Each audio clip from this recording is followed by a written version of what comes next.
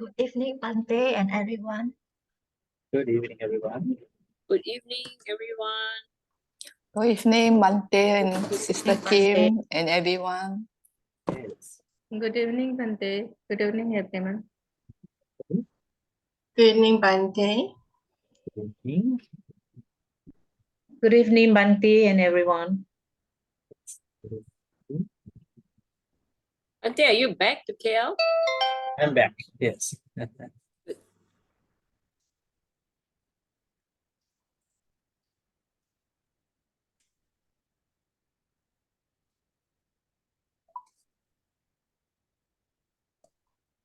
Right. So we will let a minute of time for our Dhamma friends to join.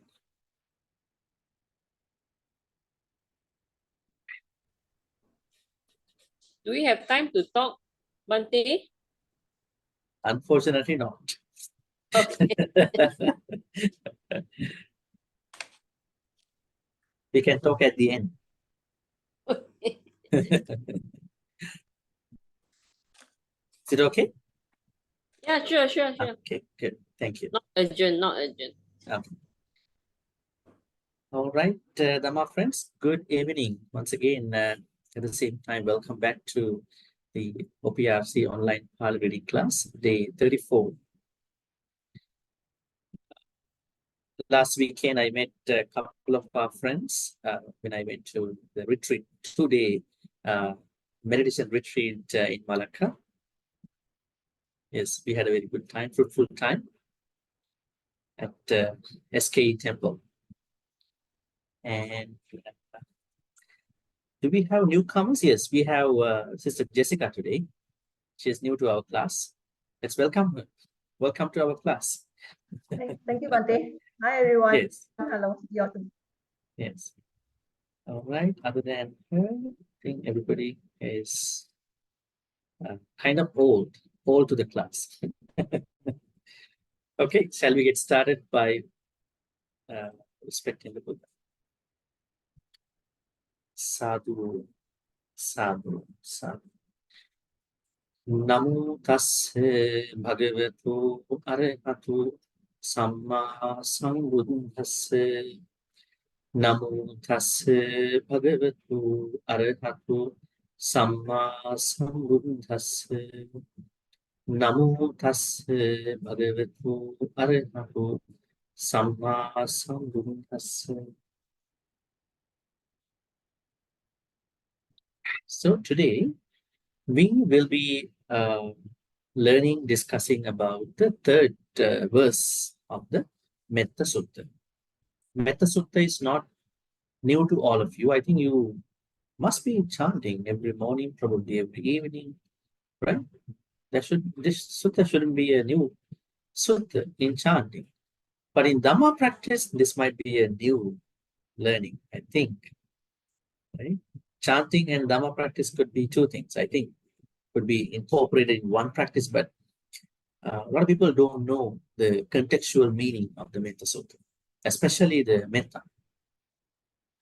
There's a sutta in Majjhima Nikaya called Attaka Nagara. This Attaka Nagara Sutta says, even you can attain Nibbana only by practicing Metta.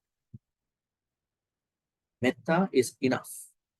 Or even if by practicing Karuna only, you can attain Nibbana. That means if you like Karuna, I mean, of course we are supposed to like it, but if you are, if you are thinking that you are better at Karuna, so you can practice more Karuna, you can attain Nibbana.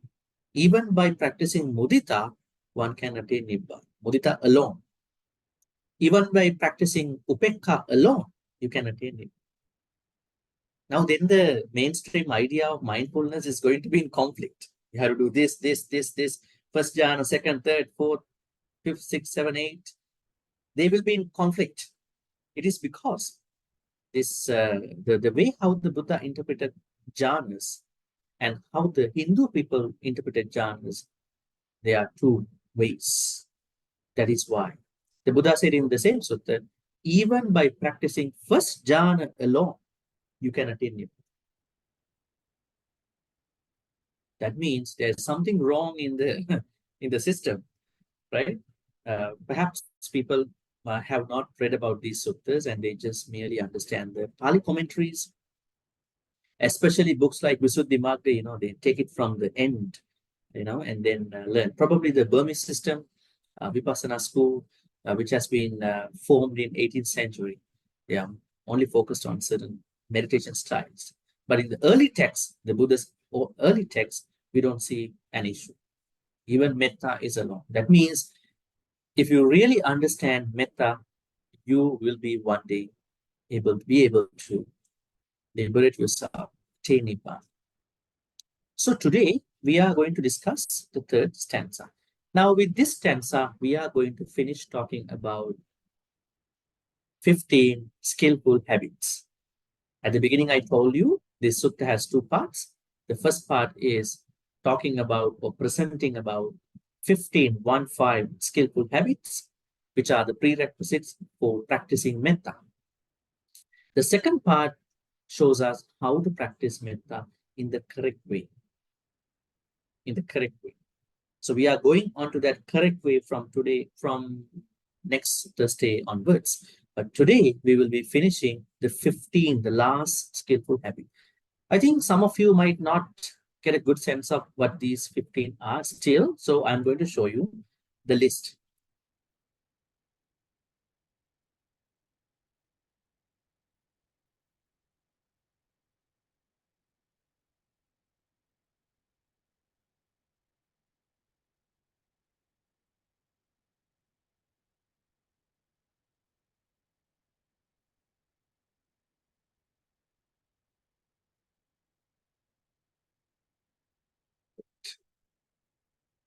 Yes, 15 skillful habits, this part, first part of the Metta Sutta, which includes mostly 3 stanzas.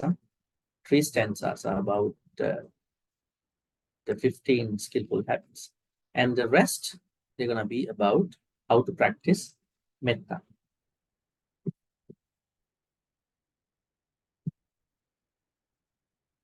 As you can see over here, these are the skillful habits. Sakku, Uju, Suju, Suachu, Mudu, Anatimani, Santusaku, Subharu, Appakichu, Sal Lahukavutti. That day I not Sal Lahukavutti, Sal Lahukavutti. Santindriyo, Nipako, Appagapu, Pulesu Anunagito. The last one.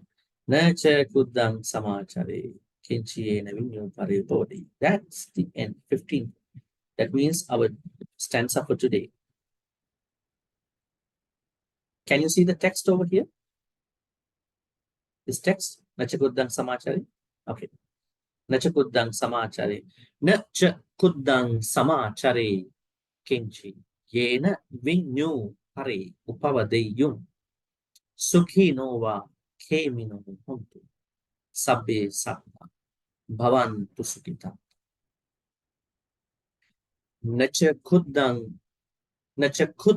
Samachare Kenchi. Yena Vinyu Pare Upavade.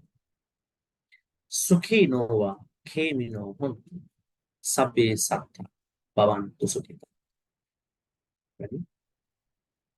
This is how we're going to read. And this part is about the, what you call, 15th one. 15 skillful habit, as you can see over here. 14th one is Pulesu Anunagito. The 15th one is Nacha Kuddang Samachari Kinchi Enavinyu Paripodi. Not get blamed by wise people for any mistakes. Body-wise, speech-wise, mind-wise. All right, first of all, I would ask the different groups, first to 8 groups, somebody from each group, they can raise their hand through the Zoom function. And if you could not get a hold of one of the persons in the groups, you can always read after the groups finish reciting. So in that order, I would like to ask group 1. Yes, Annie, please. Nacha Kuddang Samachare Kinchi Yena Vinyu Pare Upavadeyu Sukhino va kemino hontu. Sabbe satta bhavantu sukhitata. Interesting. Yeah. And group So 2. thank you. Yeah. Somebody from group 2.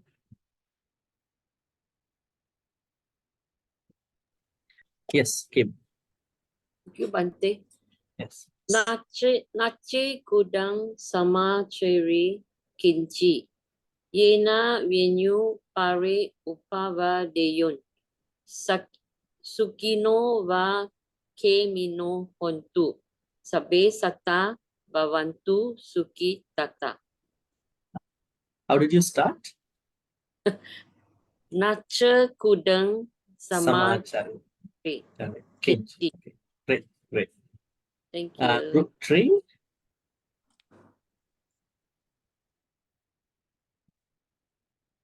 Yes, Paripurna. Good evening, Bhante. Yes, good evening. Nacha kundam sama cari kinci. Yena vinu pare upawa deyum. Sukino wa kemino hontu. Sabe sata bawantu suki tata. Now, when we like most of us get used to the chanting, the way how the I would say monastic chant. That's why they break it. So we might sometimes not catch the proper Pali wording at the beginning. Sabbe satta bhavantu sukhita.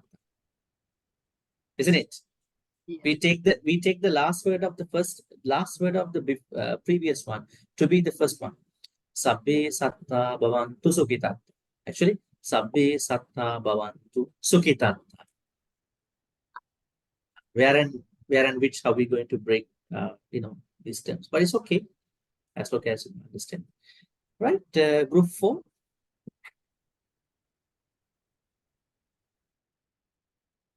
It's group 4. Yes, Oi. Thank you, Bhante. Yes. Nachakudang samachari kinchi. Yena venyu pari upawadeyum. Sukino wa kimino hontu. Sabbe sata bhavantu sukitata. Great. Thank you, And Bhante. then group 5. Yes, Melinda. Thank you, Bhante. Nurture kudam samachari kinchi. Yena vinu pari upavadeyum. Sukino wa kemino hontu. Sabbe satta bhavantu sukitata. Great. Thank you. And group 6. Group 6.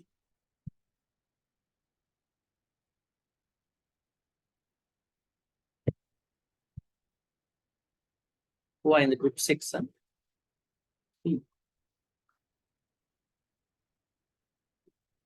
Anyways, in group 7.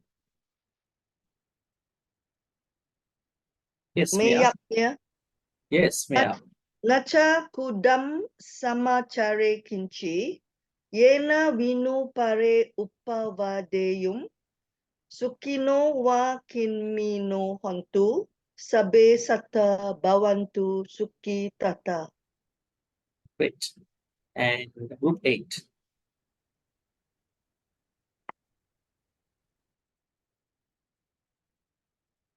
Group 8.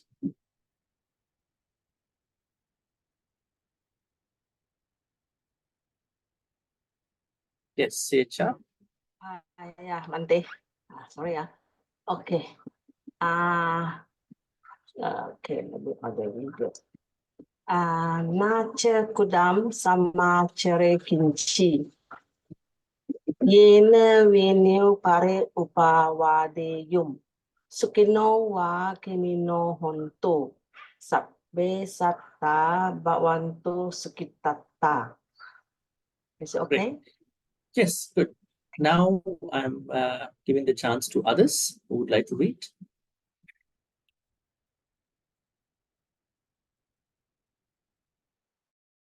We will get started with me all.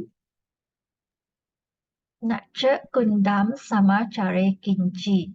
Yena vinu pare upawadeyum. Sukinowa kemino hontu. Sabbe satta bhavantu sukitata. Great. And Corina? Thank you, Bhante. Yes. Nacham kudam samachari kinchi. Yena vinu pare upawadeyum.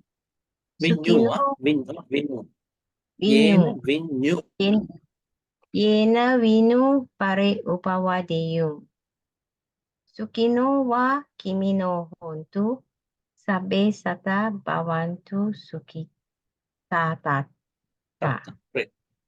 Rashmi?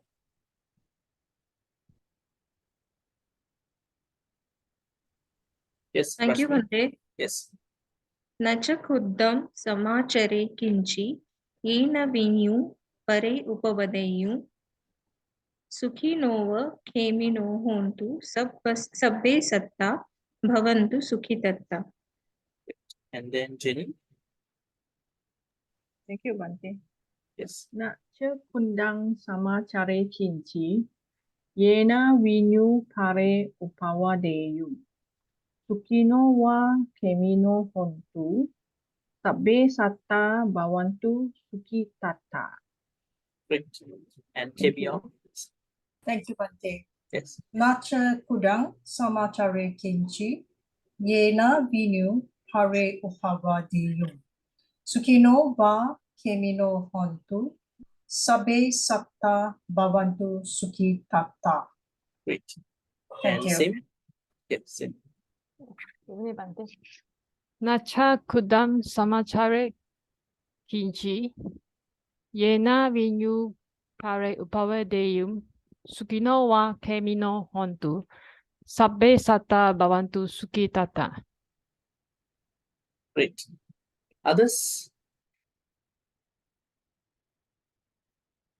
Yes, and Sue? Thank you, Bhante. Yes. Nacha kudang samachare kinchi. Yena vinyu pare upavadeyum. Sukino wa kemino hontu. Sabbe satta bhavantu sukitata. Great. Thank you, Bhante. And we have Doris. Yes. Thank you, Bhante. Yes. Nacha kudang samachari kinchi. Yena vinu pare upavadeyum. Sukino va kemino hontu. Sabbe sata bhavantu sukitata. Right. Good. And then we have Chupen. Nacha kudang samachari kinchi. Yena vinu pare upawadeyum. Sukino wa kemino hontu. Sabbe satta bhavantu sukitata. Great. Bhante. Yes. And maybe we can ask our newcomer today. Jessica, would you like to read?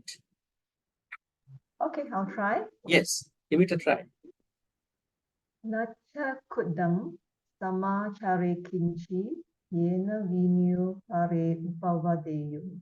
Sukinova kemino hontu. Sape sata bhavantu sukitata. Great. Not a difficult text. Of course, it's not a difficult text like the text that we did, like Nidikanda and all that, but there are things to learn too. Biling? Thank you, Bhante. I'm late. Nacha kudang samachare kinchi.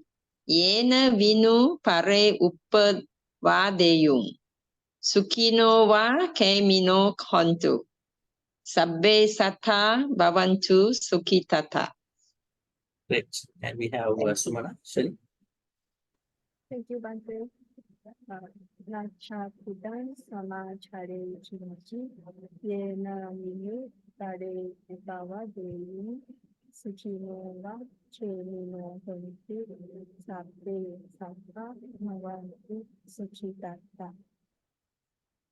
Sukitata. Great. Do we have Litasa here today? Litasa Vikramasinghe?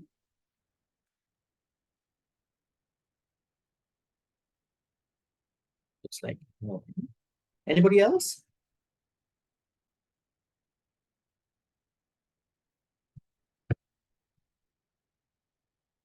All right, looks like no. So let's look at the context, the meaning, and specifically the context. Na cha kuddang samachare kinchi. Now there are certain things that we have to understand by the implied sense. Kuddang. What does kuddang mean? Kuddang. Any thoughts? Kuddang? Insignificant. Bhante, is it insignificant or inferior? Kuddang. Slightest. Kuddang means minor. Minor. Slight, minor or slight. Now, you know the book that we are now studying for these suttas called Kuddaka Nikaya. Kuddaka Nikaya. Right? Minor text. Small, slight text. Kuddang. Now here, kuddang means any minor mistake. Do we make some mistakes? Minor mistakes? Not major mistakes, of course. We're trying not to do. But on the journey to practice Dhamma, do you think that sometimes we may intentionally or unintentionally break some minor things? We make mistakes, like in the slightest form? Yes. We might. That is why in the Ratana Sutta, the Buddha clearly shows us that the kuddang, even the slightest mistake, is something that a Sotapanna is very concerned about. How did the Buddha say that? Now I want you to think about the Ratana Sutta. Don't try to turn over the pages of the Ratana Sutta chanting book. You have to tell me by memory. You've been reading Ratana Sutta all the time. You've been listening to Ratana Sutta by many months. Huh? Kincha piso kamman karoti papaka kayena vacha udacetasa ababho sotassa patichada ababbata ditta padassa buddha idampi sanghe ratanam anita etena satchena suvat. So I'm going to connect this stanza to this word called nacha kuddang. The word kuddang. How do I connect? Now let's understand the Ratana Sutta stanza. Kinchapi so kamman karoti papa. Now the Buddha says, even the Sotapanna person can make a mistake. Sotapanna person can make a mistake because the Sotapanna person has only overcome 3 things. Ego, I would say Sakkaya Ditthi, then extreme sealers, bad sealers. Sealer can be bad, the way you practice. What you call the morality can be bad in the way you practice it. If you practice it too extremely, you may run into Silapada Paramas. Because when people don't understand why they practice Sila, they will automatically fall into Silapada Paramas. So Sotapanna person has overcome that too. And Vichikiccha, doubts. These are not normal doubts. These are spiritual kind of doubts. Just because the Sotapanna person overcame these 3 fetters, these 3 main akusalas, it does not say that he or she, Sotapanna person, has got rid of the rest of the akusalas. That means there is still a tendency, there's still a chance that the Sotapanna might execute the slight version of those akusalas. That means Kamaraga Patiga, Uparaga, Aruparaga, Mana, Uddacha, Avijja. There are 7 waiting. There are 7 fetters, akusalas that are waiting for them in case they are not enough. They are not, I would say, sati enough. So the Ratana Sutta stanza says, Kincha piso kamma karoti papaka. In case a Sotapanna is to make a mistake in the form of Karotika partner, kayena, with the body, kayena, vacha, udachetasawa, by speech, or with thoughts. In case a Sotapanna is to make a mistake through these 3 doors. But there's an interesting thing happening. Like normal people also, they make mistakes. But for the Sotapanna's way of making mistake, they make something very interesting, I mean, that particular activity. What is it? Kayena vacha udachetasawa. Ababbo sotasa patichada.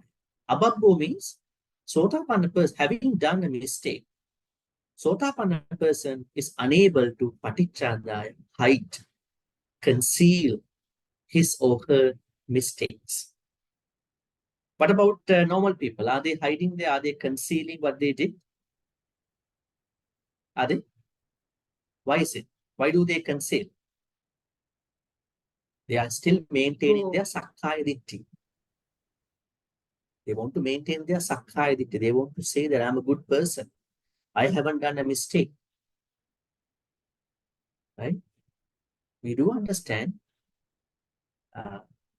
people who have not become Sotapannas, they still have this bad virtue, concealing one's own virtues.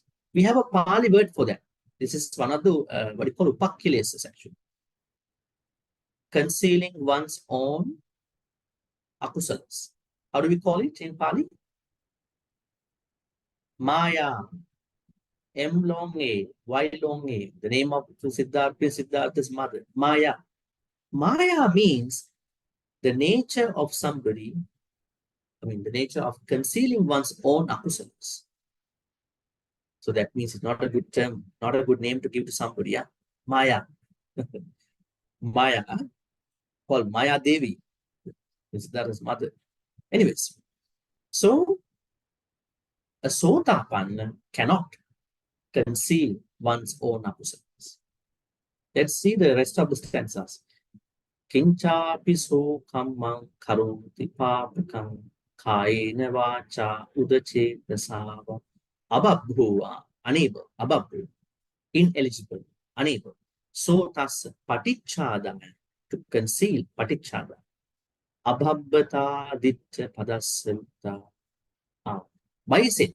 Why he or she is unable to conceal? Because he or she has seen a drop of truth, the drop of the noble truth. At least they have seen a glimpse of the Four Noble Truths, not the whole Four Noble Truth. They have seen a glimpse of the Noble Truths.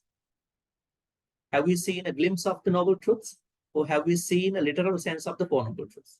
Dukkha Ariya Satya, Dukkha Samudaya Ariya Satya, Dukkha Nirodha Ariya Satya, Dukkha Nirodhagamini Patipada. We just know this in writing as a reading, but we have not been mostly able to bring our personal experiences onto these Four Noble Truths.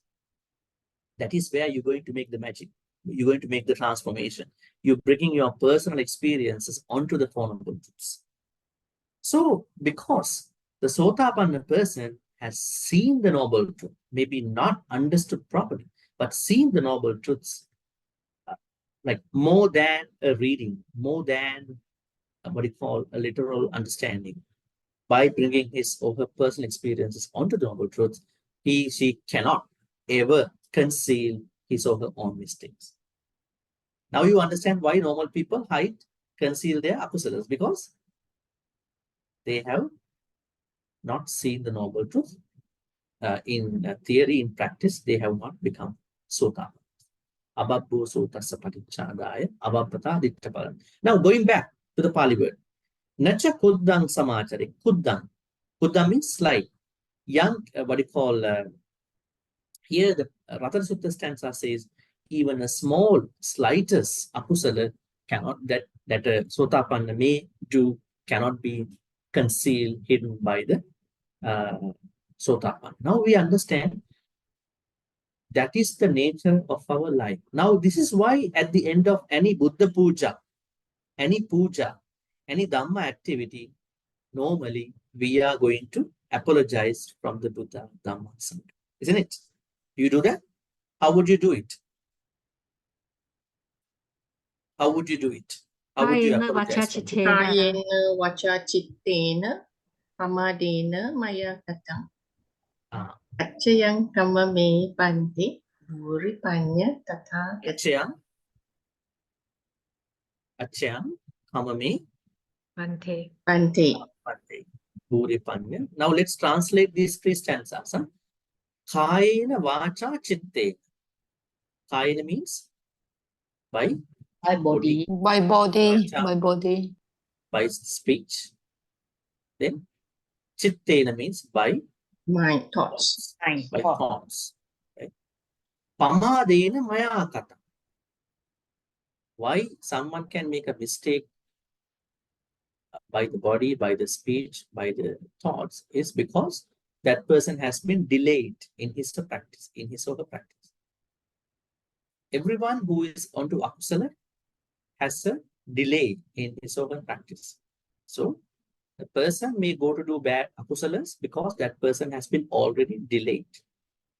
Pamadena maya kata. Achayam. What does achayam mean? Achayam.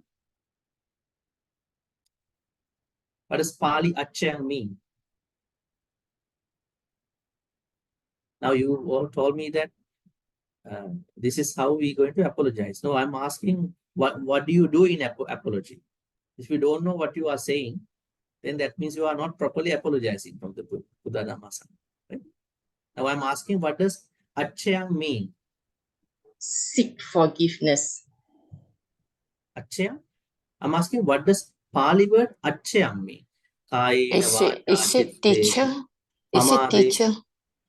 Bhante, is it teacher? Mistake. Pamadena maya kata achayam. Achya. I'm asking this Pali word called achayam. Mistake. Fault. Huh? Mistake. Fault. Achayam means this mistake. Wrongdoing. Wrongdoing or mistake. Whatever the mistake you make. F-A-U-L-T. For the Buddha Dhamma Sangha. Kama me Bhante. Kama. Then this one you might know. Kama means K-H-A-M-A. Kama. Apologize. Kama means apology. Then the person.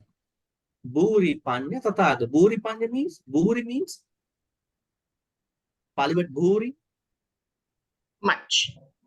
That means abundance. Enormous. Panya, wisdom. The one, the Buddha who has an enormous wisdom. The Buddha who has an abundance of panya. Now you are initially going to apologize for any mistake you done towards the Buddha. And then second, kayena vacha chittena pamadena maya kata achayam kamame dhamma. You are going to apologize from the dhamma. Sandittika akali. Sandittika means this dhamma is not for the next life. This dhamma is for this life, main. Have you seen people who are doing dana, sila, bhavana only for the next life? When I ask people, why are you doing the next life? We don't know what's going to happen to us. So we should do a lot of dana. Okay? And they are doing dana for the next life. Okay? Even seed, even any other dhamma activity. In order to go to the next life, we have to live in this life, right? We have to live as a good human in this life. So if you live as a good human in this life, next life will be already guaranteed. Right? You don't have to worry about it. Because you have already done it properly. Nobody tells that. Huh? When you hear a Dhamma talk, mostly you hear, you might be reborn in a hell, you might be a peta, you might be an animal, tirachana, you might be born as a asura. Nobody talks about why you became a human now. That means you know the activity you may have done in the past life. Yes, you all are humans. You all are accessible to 4 requisites: clothing, food, medicine, and shelter. That means you already know the system. You may have done a good karma, I would say an enormous good karma in a past life. Nobody talks about it. Then we have to give a good news to people. Already done a good karma. What you have to do is just to carry on your good activities. Nothing to be worried about. The next slide. So, Sandittika Akalika. Dhamma is for this life. Then Akalika means Akalika? Timeless. Timeless. That means Dhamma is relevant to all the time. But it depends on the what you call the way how you going to discuss Dhamma. The way how a monk or nun or Dhamma speakers is going to give a Dhamma talk has to be changed. Now we are not hearing a Dhamma talk in early 70s, early 60s, early 50s. The way how somebody gave a Dhamma talk is very different from now. We cannot go that way. Now people are not using cassettes anymore. No CDs, no VCDs. Not many people reading small booklets in the temples nowadays, right? So we have to understand then things have been changed. So we have to change too if we want to talk to people, if we want to, give the Dhamma in the proper way.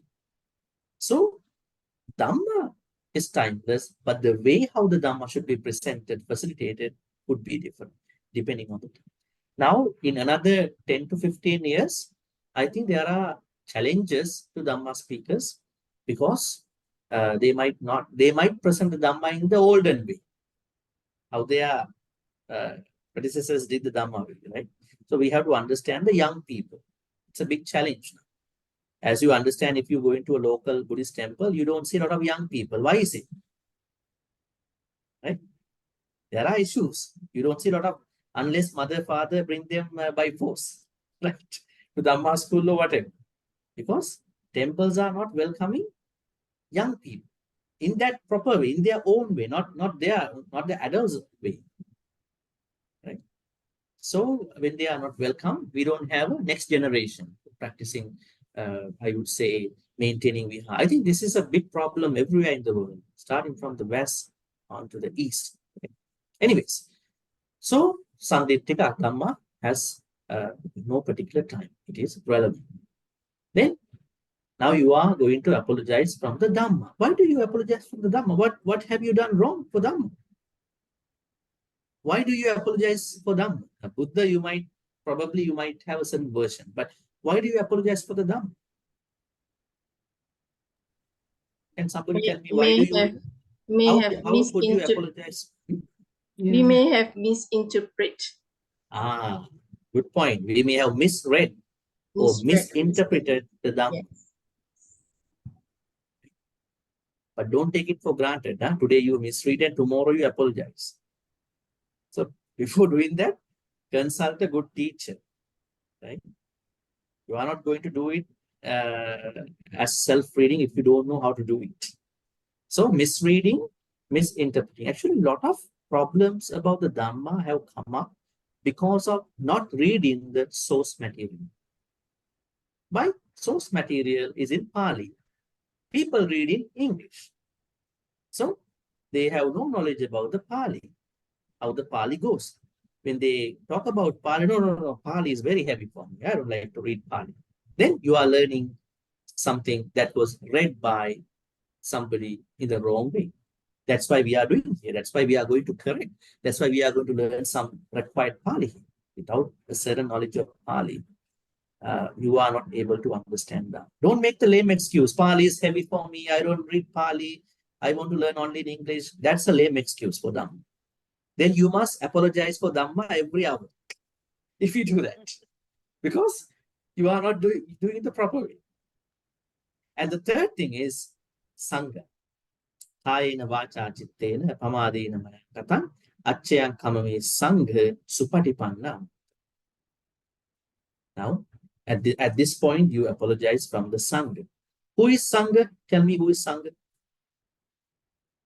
What does Sangha mean? The monks and nuns. Community of between monks. the monks and nuns.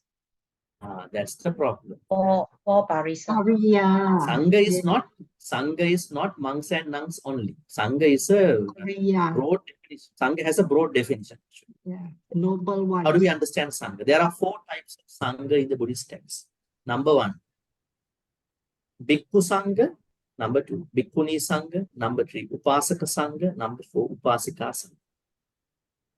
Bhikkhu Sangha, Bhikkhuni Sangha, Upasaka Sangha, Upasaka. How did the Buddha decide someone as a part of the Sangha? Only when somebody's path to attain Nibbana, especially if somebody attains Sotapanna, even as a lay person, that person is a Sangha. That is why there is Upasaka Sangha, male Sangha, what you call layman Sangha, Upasaka Sangha, and then Upasika Sangha, lay woman Sangha. Now, many people don't know, they think only Bhikkhu Bhikkhuni Sangha. Bhikkhu Bhikkhuni Sangha also taken in a way, only if that Bhikkhu is a Sotapanna. Only that Bhikkhuni is a Sotapanna. The rest are going to become Sotapanna because they are on the path to become Sotapanna. It's a broad definition. But in today's practice, cultural practice, we normally take the dressed, Sangha has to be Sangha. But that is not the way how the Buddha explained Sangha. So they are always attached to the Sotapanna, Sotapatti, Magga, Phala states. Right? That's why the Buddha says, Yadidang Chattari Purisa Yuga, Atta Purisa Puggala. There are 4 pairs, and then 8 individuals. Who are they? Maggapala, Maggapala, Maggapala, Maggapala. Path fruit, path fruit, path fruit, path fruit. Sotapanna Magga, Sotapanna Phala. Sotapanna path, Sotapanna fruit. Sakadagami path, Sakadagami fruit. Anagami path, Anagami fruit. Arahanta path, Arahat fruit. Now, if a Sangha says in modern ways that I am not somebody who has attained any spiritual attainment, yes, still we consider that person as a Sangha because he or she is on the Sotapanna Magga. Right? Sotapanna Magga. Supatipanna. So the Sangha has gone to that direct path. And then Supatipanna. And here you understand. Achayam Kamame Sangha, Supatipanna Anuttara is unparalleled, group who have stepped onto the path to attain Nibbana. Now, why do you apologize for Sangha?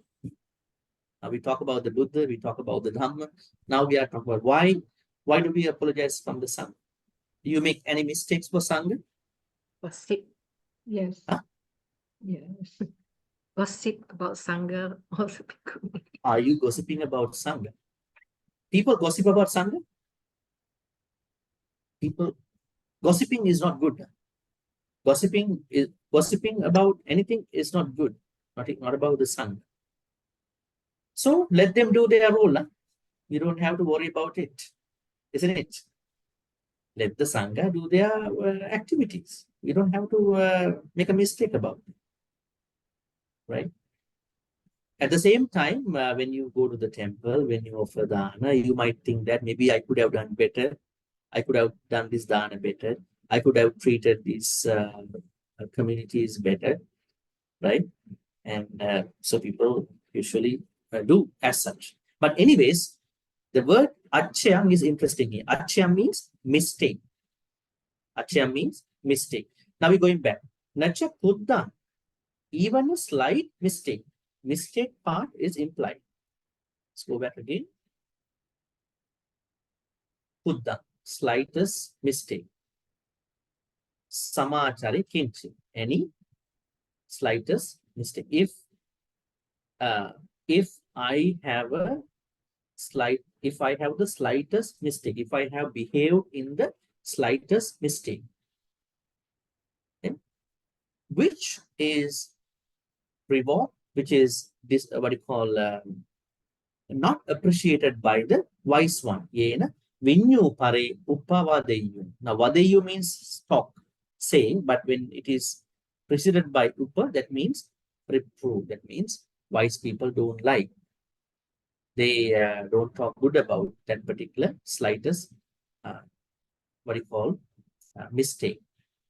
What are the mistakes can we make in our life? What kind of mistakes are they? They are akusalas. Whatever the akusalas you may make through body, speech, mind. Now the problem is you may have involved in akusala one of your Kalyana Mittas or wise friends has noticed your this particular mistake. Or maybe wise people have noticed your mistakes. Who are the wise people in Buddhism? Now the Pali word used by the Buddha here is Vinyu. Vinyu. Vinyu. He used the word called Vinyu. Vinyu means we means in particular, I would say specially. Nya means to know, knowing something in special, knowing something in particular ways. Now, what is that knowing in particular way refers to? Kusala understanding. So that means there are other Pali words for this too. What are the other Pali words? Pandita and Sappurisa. Pandita and Sappurisa. So these people, same people, we call them wise people, but they have been introduced in different other words. Sappurisa, Pandita. Over here, Vinyu. If a Vinyu person does not like what you do, so that is a reminder for you to get away from that particular activity, right? If a Vinyu person is telling that thing to you, you may have done a mistake. So you understand that it is a portion. It is a good piece of advice by the Vinyu person. So that means we have to have some Vinyus, Panditas in our life. In your own jargon, you might call them Kalyana Mittas, right? We need to have Kalyana Mittas. Otherwise, whatever we do, we think that we are right, we are correct. So we need some people to give some constructive criticism so we know what to do. And sometimes it might be a little insulting to you, the way how other people might tell you. The person who is going to show us our mistakes should be done in a good way, in the proper way, not in an insulting way. So Vinyus never do in an insulting way. Vinyus talk it in a very friendly way. I saw it. You want to fix it, you can fix it, right? Not like some other people do, the way how some people do, in a very what you call forceful way, that you have done this, you must correct, otherwise you don't practice Buddhism. That kind of approach is not nice. Because we don't have to be that aggressive to correct somebody. For what? This is a self-practice. If somebody is very friendly with us, if you think that you can tell this to that person, you can have a friendly conversation. Not like you must do, you are not a Buddhist, if you do this, that's a little too much, That makes us very terrible, We all feel like very guilty about it. Like somebody starts a talk like, you all are sinners, you have to learn from this one, that. It's like that kind of approach. So we are going to tell anything to other person in the correct way at the right time. Going back to the apology, as you learn from the Kayana Vacha Chittena Pamadena Mayakata, Achyang Kamavema. Now, Buddha said in many places, when somebody asks an apology, let's say when somebody is apologizing to you, you should accept that apology. That's very important. So making an apology, and when the apology is made, accepting that apology, these two are very important in the Buddhist practice. Sometimes people make apology, but the person who is getting the apology will not accept that apology. I can forgive you, but I won't forget you today. These looks keep going. The Buddha said, the Buddhist way is that if you've done a mistake, you need to apologize, but the person who is receiving the apology must accept it. That is the Buddhist way.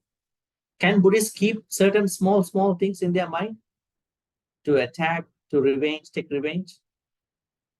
We are not supposed to. No, should not. Yeah. Should.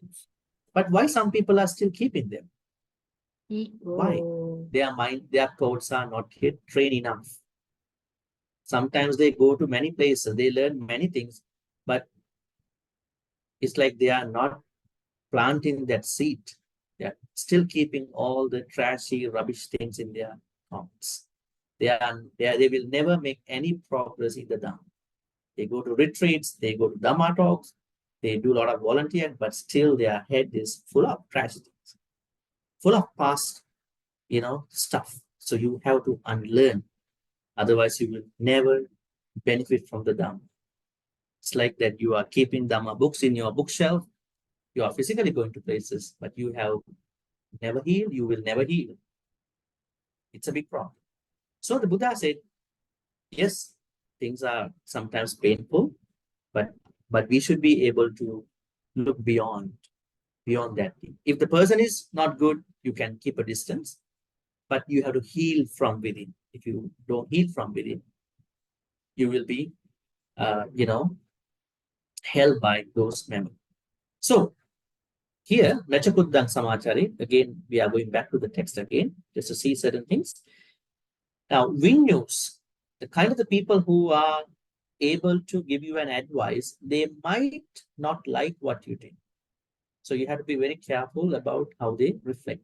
Now, remember a sutta where the Buddha and a horse trainer had a discussion, had a conversation.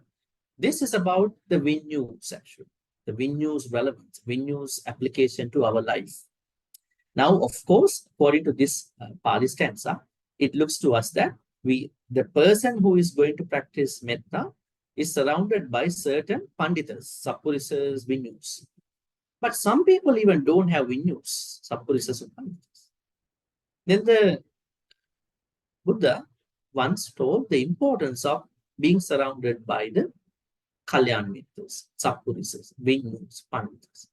I think I already shared with you a few months ago, this story, but I'm going to reiterate the story just to understand the importance of Vinyus, Panditas, Sappurisas, or Kalyan Mittas. Same meaning. One day, a horse trainer called KC, not K and C, KC, approached the Buddha. And then the, KC and then the Buddha had a discussion about certain matter. Then the Buddha asked questions from KC.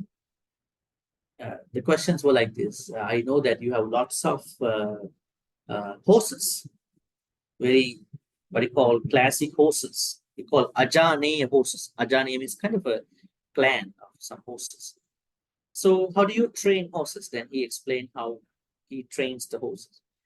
Then the Buddha asked, sometimes there may be a horse who might not listen to you, who might be not be trained enough, maybe who is not following your advices. So what would you do to that horse? Then Casey said, it doesn't matter. For the sake of many horses, I'm going to kill that horse. It's one horse. I'm going to kill him. Okay. And then the conversation was kind of halted. Then Casey started asking the same questions. Bhante, I know you have lots of monks here, monks and nuns. How would you advise them? The Buddha said, see, I advise them to be in the Sila and then Samadhi and Panya and practice. And okay, so what if any monk, any nun is not going to listen to you at a certain time, right? Cannot be trained anymore. What would you do? Then the Buddha said, I will also kill that person, that monk or nun. Oh, really? I heard the Buddha never kills any being. He is such a very innocent person. My killing and your killing are different. My killing is from that day onward. When I feel that this person is not listening to me, I stop giving advices to that person. No more giving advices. No more training advices. That means that person is almost just as being killed in the practice. Actually, this is very important to us. If a Kalyana Mitta is not in good terms with us, we feel very worried. What happened? What did I do? What wrong did I do to this other person? Maybe in your friend circle, right? So the Buddha said, it's very important to be surrounded by Kalyana Mittas. In other words, you may call Vinyu, Sappurisa, Panya. Now here, one way to self-check in with other people is that if the venues are not happy about my own behavior, your own behavior, I must do something here. And then, Sukhinova, now the practice of metta starts from here. Sukhinova kemino hontu sabbe satta bhavantu sukhi. Sukhino kemino. May all living beings be sukhino. Sukhino means happy and kemino means safe. And this is such a universal wish. Sabbe satta, all living beings, sukhitatta bhavantu. May all living beings be happy. So this is the 15th skillful habit. Go back again to the, to the text. I mean, skillful habits. I think I can share with you this link under the chat. So you may, you may bookmark it.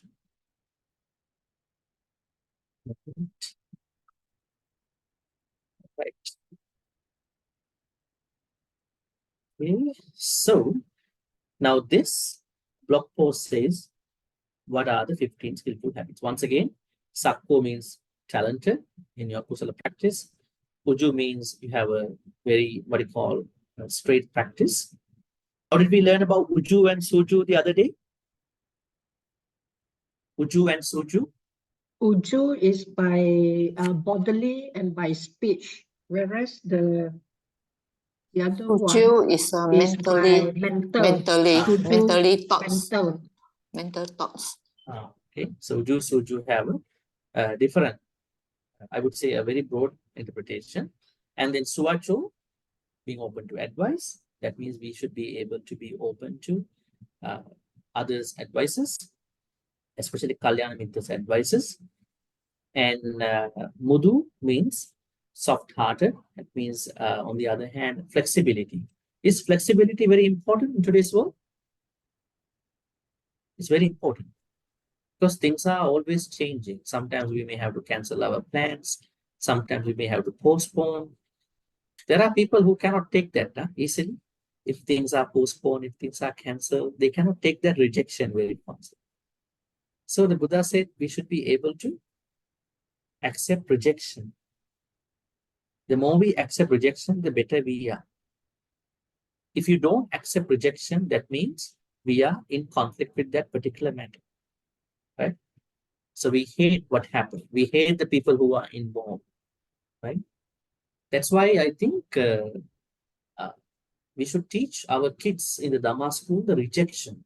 We have to accept rejection. Not that you do good things, you get good things. You know, this kind of attitude is not always good. You know, they expect every time good things should happen. Actually, if you look back in your own life, many things are rejected stuff. You may be rejected by many people. Sometimes phenomena, sometimes thoughts, sometimes plans, sometimes individuals, right? You've been rejected many times. So these are very good places to learn and understand. Sometimes we rejected for a good thing, maybe for a better acceptance, right? If we were not rejected, we would have not landed on that acceptance.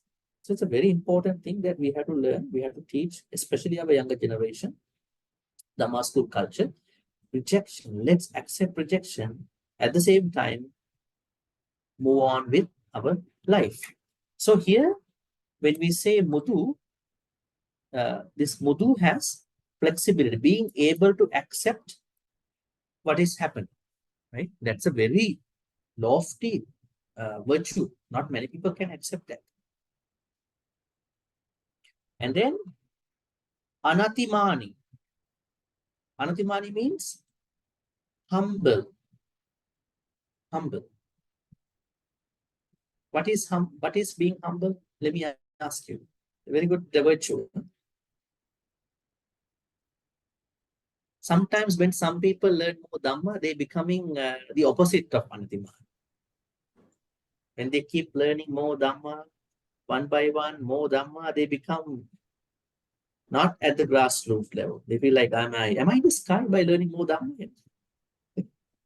That means you haven't learned the proper way of the Dhamma. The more we humble, the more we practice, the more we are able to practice Dhamma. Of course, we should not carry unnecessary things in our head, even the Dhamma, in an unnecessary way. Learn the good ones and try to humbleize. Try to humbleize yourself so that we can practice Dhamma very well. Bhante, down to earth. Yeah, down to earth. Down to earth. Not the other way around. Right? But somehow, for whatever the unfortunate reason, people are not going to be down to earth. For whatever the reason. That is a problem. That may be an issue. Maybe there's a certain area that they lack in their Dhamma practice. So when they learn Dhamma as a knowledge only, without a certain level of practice, they might not be down to earth. Right? So it's going to be a big problem. So we have to be always humble. We learn it from Arahant Sariputta. Right? We learn the example. Our role model is Arahant Sariputta. Why is he? He's the one who said, I accept and advise even from a 7 years old Samanera monk. Right? Do we accept things from younger generations when somebody says, hello, auntie, uncle, that you made a mistake? No, you don't, you haven't even learned anything, I remember there was a professor in the university, like when students keep asking questions, no, you haven't even finished your bachelor's of arts. I have a PhD, you must learn from me, not you question me. So this kind of teaching is not, attitude might not open up our, true self into the Dhamma. So we learn from everybody. Right? We learn from everybody, even from non-religious people, from atheists, from Christians, from Muslims, anybody. But we have our own practice too. So we should be opening up to anybody if it is a good teaching, right? And then Santussako. This is one of the hardest things to many. Santussako, being able to be content. Content. Some people have a lot of things in their life, but they still cannot be content. I don't know what's wrong with them. Right? If you look at them, they have everything what you feel, but they still cannot be content. Why is it? They think more to come, more to investigate, more to receive. Huh? Greedy. Yes, because they see another area of their life which they haven't accomplished. Right? So while if you really want to go to that life, you can still try, but at the same time, we have to be happy for what we have, especially for the loved ones we have around us, who have been taking care of us, who have been giving us lots of blessings. We have to, every day when you wake up, you have to count on your blessings. That way you can be easily happy. Not that, I don't have this one, I don't have it. The thing that I see on internet, this is not something I own, right? So every day, if you can start your day by thinking how many blessings I have been having already. As of today, I'm going to wake up by thinking all the blessings. I'm going to sleep by thinking my own blessings. You'll be happier. You'll be more content, right? Normally, people don't look at what they have. They look at what they don't have. And then the problems are going up, their stress levels are going up, right? Then when somebody is going to tell them, you have it, no, I don't want to think about it. I want to think about what I don't have. So there will be no content coming to their life. Right?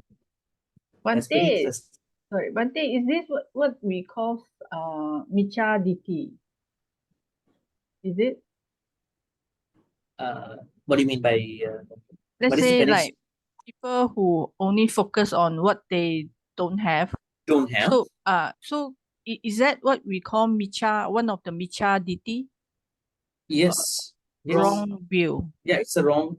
Actually, when people don't have the Sammaditi, they always focus on the wrong thing. Yeah. Right? They come up because their perspectives are always going around what they don't have. Right? Now, this even happens in our normal conversations. You you would like to pick up the slightest, small, tiny black mark, right? Yeah. Like there are so many things that you can appreciate about others, but you pick up the very small, tiny thing and make it a very big problem, in the conversations. If you are very wise enough, you don't talk that way. You understand that this person has a lot of good things. Remember, in one sutta, Buddha says that we need to be practicing metta, like the same subject here. In case you cannot practice metta, right? Think about one good thing of that person. Like she is very bad from outside. Think about one small good thing that person has. Right? Even a very bad person has even a one single small thing. Maybe that person may have given a small thing to you. Right? I remember one day, one monk shared with me something happened in US, in Los Angeles area. There were some thieves broke in a restaurant. Now they are almost going to shoot. But one thief said, do not shoot this lady. The others were really surprised. Because this lady one day gave us food in downtown, in a food drive. So the thief recognized the lady. So they actually broke into a Thai restaurant. And then they were almost going to gun down everybody. But one thief said, no, don't do that. I know this lady because she has given some food. How are you going to do that? Because we never know how things going to happen. That means if you are helping everybody, you may have lots of chances. I mean, because everybody knows you in some places, right? So, what do you call? Yes, I mean, understanding is very important, and especially most people are not able to focus on what they have. This is why this Santusapo is a very hard thing for them. So let's more focus on what we have. So then we will have less frustrations about life. And then Subharu, we discuss about it. You are trying to make a life that is mostly independent. Have you seen people who are always trying to depend on you? I don't drive. Can you give me a ride? How come you don't give me a ride? I don't know how to drive. This is one. Why can't you get a grab and go somewhere? For your whatever the thing. So Subharu means you are someone who is not going to be a burden on other people. But of course, there are people who need our help, our support. We're going to help them. But just because of that, we should not misuse that help. Going to be a burden on. That means Buddha says we need to be independent in a way. If not, I think we are going to be a burden to others. No, we are not going to be Subharu. And then Appakicho. I think I discussed this thing that day also. Appakicho does not mean that limiting the number of works that you are doing alone. You might not do everything at the same time. On the other hand, in this modern world, we may have to do a couple of things at the same time, right? You may have to cook, you may have to take care of something, you may have to clean your houses, you may have to write an email, you may have to talk to somebody, but while you understanding what you are doing, you should know what is really given in the Appakicho. Appakicho means that you are trying to create your life with some lightness. You need a certain lightness, right? So another area of this issue is that when people are not clearing a backlog, I mean, when they are not performing daily things, so there is a backlog piling up, right? Let's say you are not cleaning every day. You are expecting to clean only in one day, right? And you are not probably doing certain activities in your household, be your personal things. So then you are indirectly creating lots of backlog. You will have to clear it. Then you are creating lots of enormous amount of stress. So Appakicho means you may be involved with a lot of things, but you know how to start, how to do, how to finish it in time, on time, right? And then have Sal Lahuka. That day I corrected the way how you are supposed to pronounce Sal Lahuka Utti. Sal Lahuka Utti means a manageable life. Sometimes some people's lives are not manageable. They have to do a lot to live. Have you seen such people? Have you seen people who have to do a lot of things to survive? They cannot easily survive. They have to do a lot of things. So they have made their life so complicated. Right?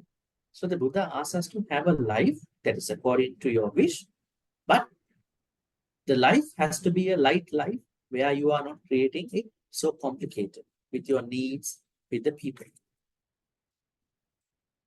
And then Santindriyo, calm senses. It's very important in our life. If you are somebody who is such a very, what do you call, a person who is very quick to everything, you might have to slow down sometimes, because slowing down is very important. So when you slow down, you will see a lot of things. You can make good connections to others. You will understand better.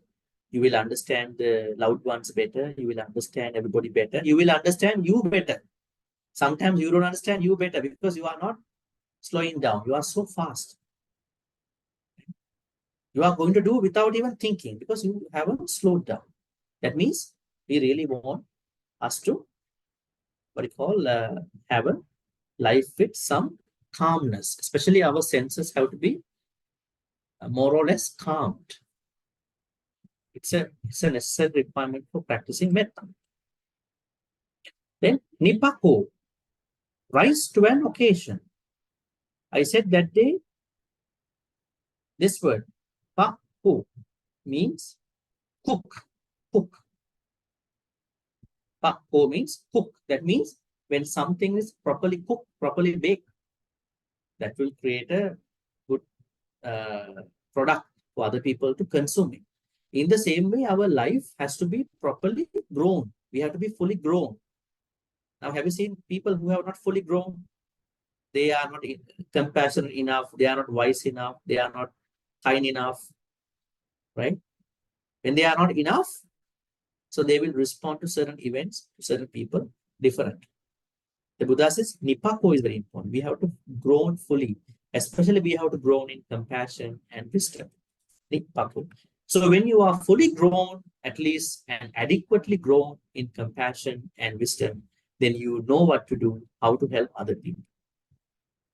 If you look at your friends, maybe if you remember a situation where you ran into a very difficult situation, terrible situation, you probably might think that my friends could have helped me more than that. My family members could have helped me more than that. But they did not. Why is it?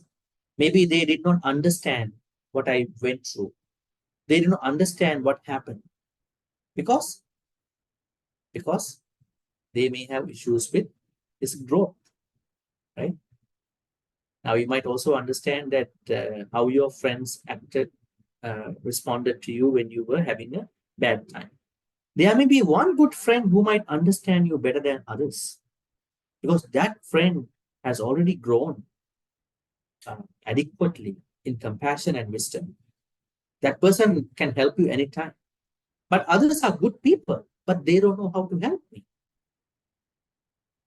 They are good people, they are not bad people, but they don't know how to help. They are not nipakos.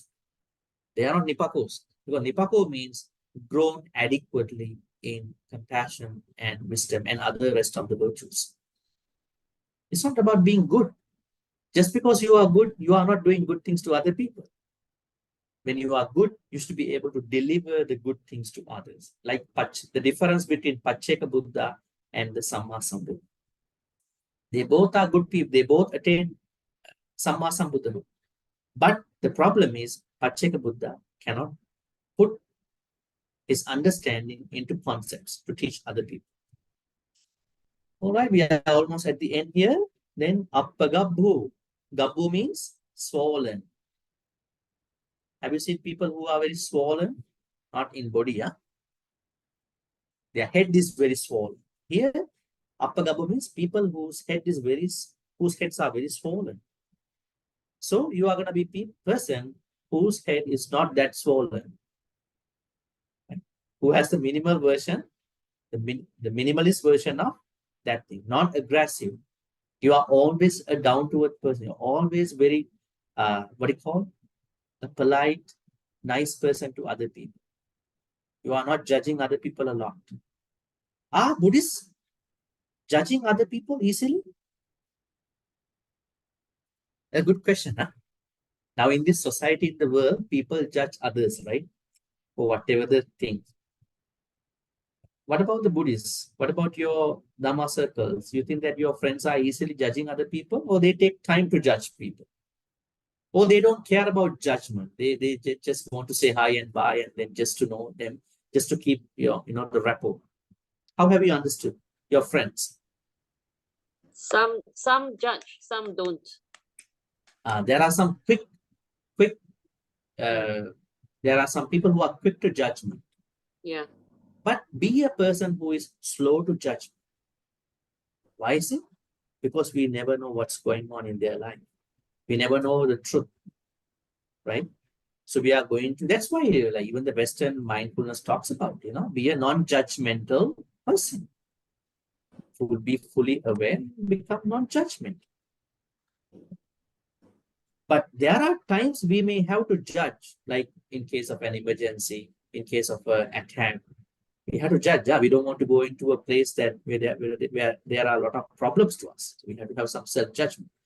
But we should not keep the judgment as an impediment, as a hindrance to our practice, as a hindrance to understanding other people, as a hindrance to practice Dhamma, right? So Appagabu means you are going to be a person who has less such judgmental nature. That means you are less aggressive. You are able to understand others in a good way, proper way. Finally, there are two things. Kulesu Annavito. Agreed about your families. I know that you have a dearly cordial family backgrounds, but never ever bring greed, loba, towards your family backgrounds to anybody, because when you have loba, you might disturb others. And the last one is, whenever you are advised by Vinyu, Sappurisa or Kalyan Mithas, please accept those advices. Try to become a better person in your Dhamma journey. All right, this is what I wanted to say today. I mean, we have 15 skillful habits we discussed up until the third stanza. And here I wanted to say something else too. This is an interesting wish. Sukhino wa kemino. Sukhino means happy. Kemino means safe. Hontu. Now, where is the subject of this line? Is this a singular word or plural word? Plural. Plural. It's a plural word. Now we normally say when we wish someone in particular, we have to say Sukhi Hotu, not Sukhi Hontu. Because when you say Sukhi Hontu, that means a plural. It's a big number. When you wish someone, you say Sukhi Hotu, may you be well. Not Sukhi Hontu. That means may you all be well. Many people in that place. So that's a good one. So here you don't see they. They is implied. So where is they? Who are going to be happy and safe? You don't see it anywhere, right? You don't see it here. Where is they? Sukhino means happy, Kemino means safe. So where is they in Pali? Hontu. It's in the They hontu. is implied. It is implied. Yeah. It means Sukhino wa Kemino. Te Sukhino wa Kemino. May they be happy and safe.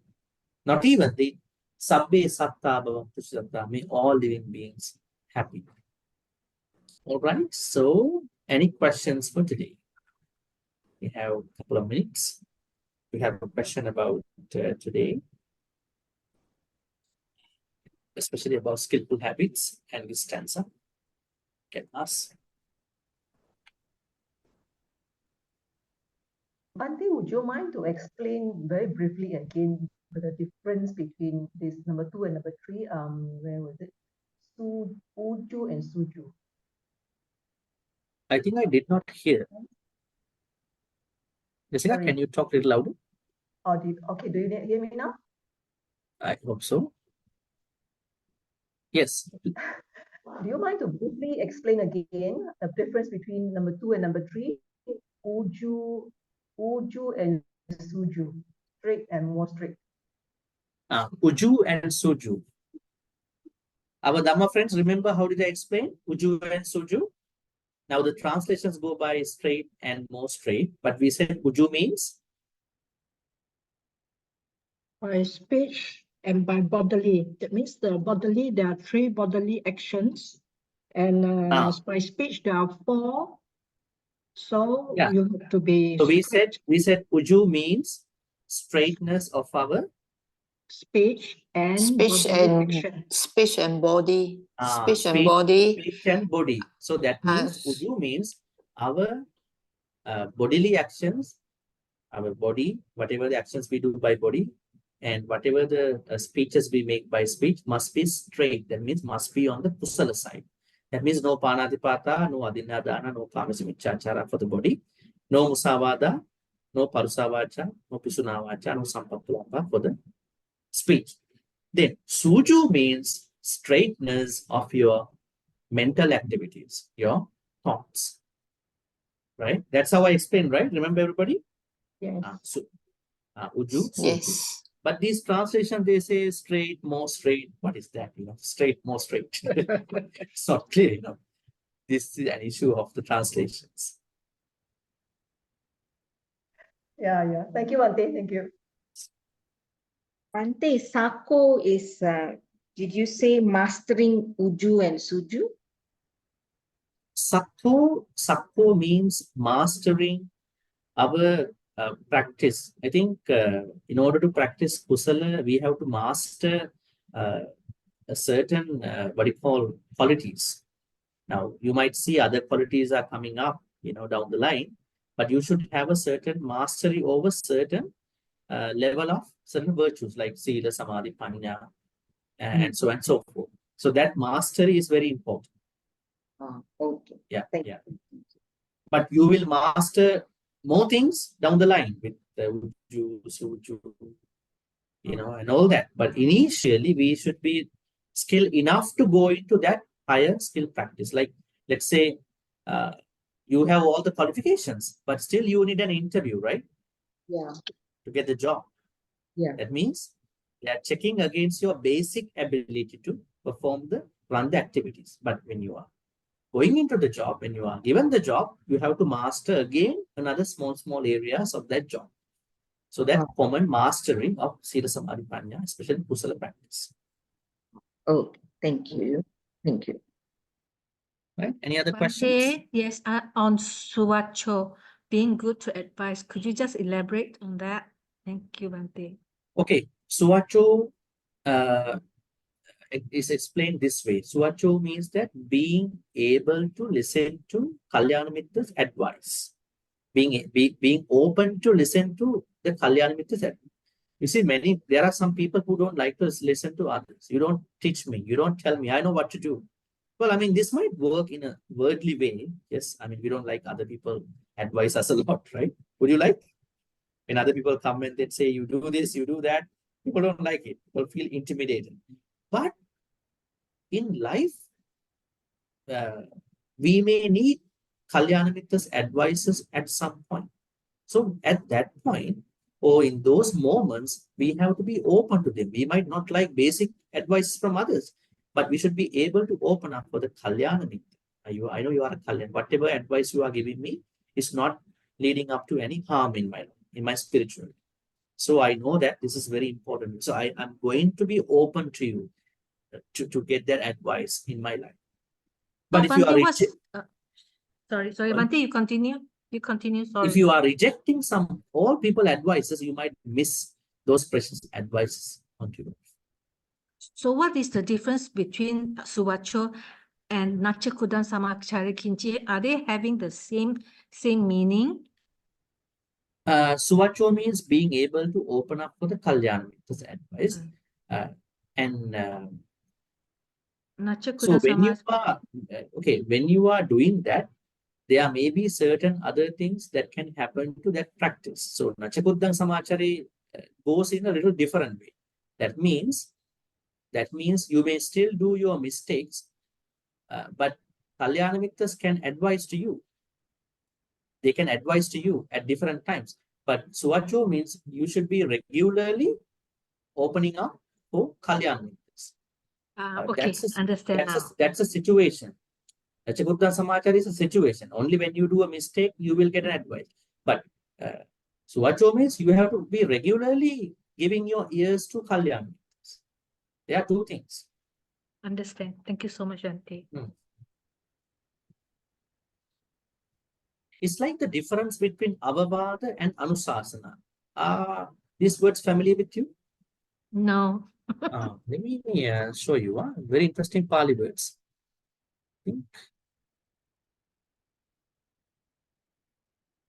Avavada. This is one Pali word. And then Anusasana. Anusasana. Now, Buddha or Kalyanamittas do these two. What is Avavada? Avavada means when somebody made a mistake, a Kalyanamitta can give an advice to that person who made a mistake. Like Nachakuddang Samachari. Only Vinyus are getting little, concerned about it. Avavada. But if you go to the second one, Anusasana. Anusasana means you haven't done a mistake, but Kalyanamittas keep advising you so that you know the problems, you won't make the mistake. It's not a specific advice. It's like this, like we are having you are listening to Dhamma talks, not because you made a mistake, because you know that this is something that you are not supposed to do. It's a general advice, like a general, good thought given by somebody. So if you bring these two words, Avavada is Nachakuddang Samachari, Anusasana means Suvacho. Make sense? Okay. Yes, Bhante, thank you. All right. Bhante, can you please show the second word again? Anusasati, is it? No, That means it's advice. My drawing is not good. Oh, okay. But I'm going to. Sasana. Okay, thank Anusasana. you. Anusasana. Like advice like that lah. Anusasati. Let me show you. Anusasana. Thank you. This one. Not this one. Anusasana. Yeah, Anusasana. Okay. Anusasana. And then Avavada. Yeah, Avavada. So, Avavada is a piece of advice a Kalyanamitta, Buddha, or whoever gives when somebody made a mistake. It's a specific advice to that particular activity. But Anusasana means it's not a specific advice, an unspecific advice. That means a common advice which is given to a bunch of people or somebody just to give caution. You should not do that. These things are not good for you. So you are not going to do. All right, Dhamma friends, I think we have to wrap this up today. There's a Bhante, that means yes. One is advice, one is instruction, is it? Yeah, you could say so. Yes. Okay, we are getting instructions. In English, we could say instructions could be Anusasana. Advice could be Abhava. Okay, thank you.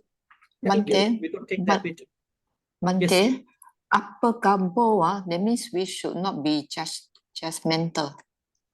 Is it? Well, how we took upper gabbo is that you are not, the literal meaning is gabbo means swollen. Gabba means the woman's womb. Gabba. So upper gabbo means you have a head that is less swollen. That means you are not aggressive. That is the meaning. You are not an aggressive person. Right? Okay. Upper gabbo means you are less aggressive. I think we can become aggressive at different points in our life, right? Sometimes we push other people to do things. We are making other people busy. So what we need to understand is don't be so aggressive towards anybody, even to yourself.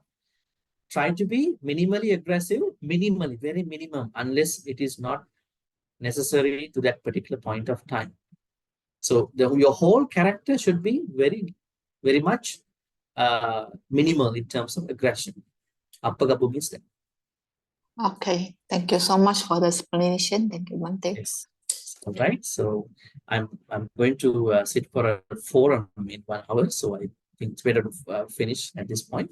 So may all the good karmas which we've been accumulating today be transferred to all the departed ones. May departed ones be well and happy. May they finally attain the supreme bliss of God. Sadhu. Sadhu, sadhu. Idam me jati nang hotu sukita hotu nyatayo. Idam me jati nang hotu sukita hotu nyatayo. Idam me jati nang hotu sukita hotu nyatayo. May Deva, Naga, Mahitika be well and happy. May they protect and bless all of us for good health, quality of life, prosperity, and safety. May Deva, Naga, Mahitika be well and happy and finally attain the supreme bliss of Nibbana. Sadhu, sadhu, sadhu.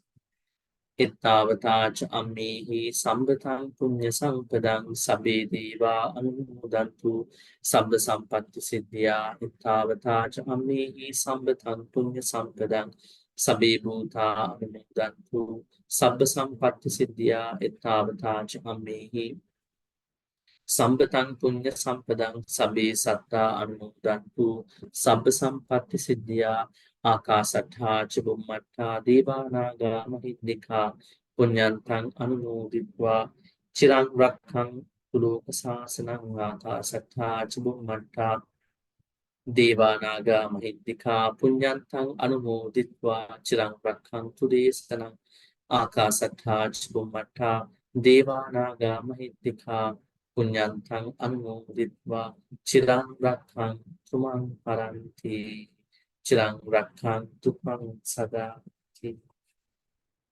In this sansaric life, may we be in the company of the Kalyana Mittas. Today we learn another word, Vinyus. Kalyana Mittas or Vinyus or Panditas or Sappuruses. Kalyana Mittas truly help us, especially when we are going to make mistakes, when we are going to deviate from our Dhamma path. They can be really helpful. So, may we be in the company of the Kalyana Mittas, not with the Papa. Thinking thus, we're going to make the wish. Imina punya kamena mami bal samagam satang samagamu yavani bal padya. Finally, may all the good karmas which we've been accumulating today in our online Parvati class be supportive and helpful for all of us to attain the supreme bliss of Nibbana. Sadhu, sadhu, sadhu. Abhivadana Siddhisse Nichang Baddha Prachayino Chattaru Dhamma Vaddhanti Ayuvano Sukhang Balam Ayurarudya Sampatti Sagga Sampatti Mevache Ato Nibbana Sampatti Iminati Saminchatu Sadhu, sadhu, sadhu. Right, wishing you a good night and we'll see you next Thursday. Thank you. Thank you, Bhante. Thank you, Bye, everybody. Good night. Thank you. Thank you, Bhante. Bhante. See you. Bye, everyone. Bye-bye. everybody. Bye-bye. See you. Thank you. Good night. Good night. Bhante. Thank you, everyone. Okay. Bye-bye. Thank you. Bye. Bye. See you. Bhante. Yes, thank you. Have a good day. Good night. Good night. Have a good forum, Bhante. Yes, thank you.